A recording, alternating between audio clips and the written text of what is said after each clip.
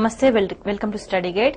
Canada, Australia, UK, Germany వంటి దేశాల్లో చదువుకోవాలి అనుకునే వాళ్ళకి కావలసిన అర్హతలు, ప్రాసెసింగ్ లాంటి సందేహాల గురించి వివరించడానికి శౌర్య కన్సల్టెన్సీ సీనియర్ కౌన్సిలర్ రాధా గారు మనతో ఉన్నారు. వారిని అడిగి మరిన్ని విషయాలు తెలుసుకుందాం. నమస్తే అండి. మామూలుగా విదేశాల్లో చదవాలంటే కావలసిన అర్హతలు ఏంటి, ఫీజ్ స్ట్రక్చర్స్ ఎట్లా ఉంటుంది? ఫీజ్ స్ట్రక్చర్ వచ్చేటప్పటికి మనకి కంట్రీ టు కంట్రీ డిఫర్ అవుతుందండి. లైక్ అన్ని కంట్రీస్ లోనూ సేమ్ ఫీజ్ స్ట్రక్చర్ ఉండదు. మనం యూకేలో తీసుకుంటే 1 year కోర్స్ ఉంటుందండి. మిగతా అన్ని కంట్రీస్ లోనూ we have 2 years of course అనమాట. మనకి ఫీజ్ కూడా యూకేలో వచ్చేప్పటికి మనకి 6 to 7 lakhs లో కంప్లీట్ అయితే, అదర్ కంట్రీస్ లో వచ్చేప్పటికి 16 lakhs, 20 lakhs, 12 lakhs లో మనకి ఫీ అనేది ఉంటుంది. వేరస్ రిక్వైర్మెంట్ వచ్చేటప్పటికి మనకి అన్ని కంట్రీస్ కి రిక్వైర్మెంట్ అనేది ఉంటుందండి. లైక్ ఎంత పర్సెంటేజ్ వచ్చినా కూడా బ్యాక్లాగ్స్ అనేవి తక్కువ ఉండాలి. మనం వెళ్ళాలనుకునే యూనివర్సిటీని బట్టి కూడా మన రిక్వైర్మెంట్ అనేది మారుతుంది. లైక్ కొన్ని యూనివర్సిటీస్ లో మనకి IELTS 5.5 or 6.5 అడిగితే, కొన్ని యూనివర్సిటీస్ లో ఈవెన్ 7 కూడా అడుగుతారు. So at the same time మనకి USA కనుక తీసుకుంటే మనకి GRE కూడా రాయాల్సి ఉంటుంది. వేరస్ రిమైనింగ్ ఆల్ ది కంట్రీస్ కి మనం IELTS or TOEFL తో సరిపోతే, USA లో IELTS or TOEFL తో పాటు GRE ఎగ్జామ్ అనేది రాయాల్సి ఉంటుందండి. మనం మంచి యూనివర్సిటీ కావాలనుకుంటే మంచి పర్సంటేజెస్ బ్యాచిలర్స్ లో అవసరం. At the same time backlogs అనేవి చాలా తక్కువ ఉండాలి.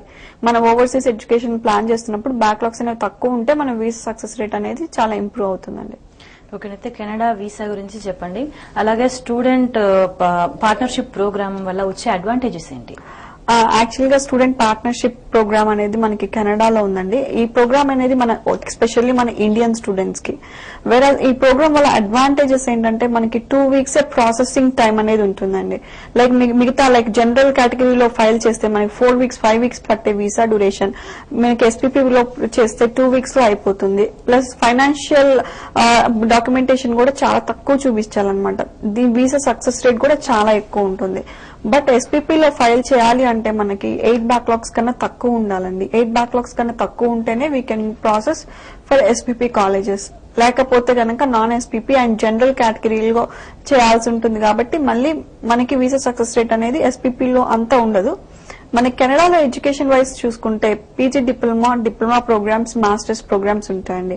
పీజీ డిప్లొమా ఆ డిప్లొమా ప్రోగ్రామ్ కి వచ్చేప్పటికి ఇయర్ కి 6.5 lakh ఉంటుందండి.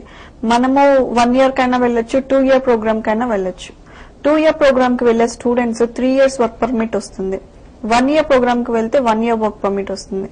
సో ఇయర్ కి 6.5 lakh ఉంటుంది. 2 years కి చదివితే 3 years వర్క్ పర్మిట్ వస్తుంది. టోటల్ 5 years స్టూడెంట్ కెనడాలో ఉండొచ్చు. అట్ ద సేమ్ టైం మనకి PR ఆపర్చునిటీస్ కూడా చాలా ఎక్కువ అండి కెనడాలో కంపేర్ చేస్తే. మనకి చదువుకునేటప్పుడు వర్క్ చేసుకోవడానికి మన లివింగ్ ఎక్స్పెన్సెస్ కోసం వర్క్ పర్మిట్స్ కూడా ఉన్నాయండి. అన్ని కంట్రీస్ లోనూ ఉన్నాయి.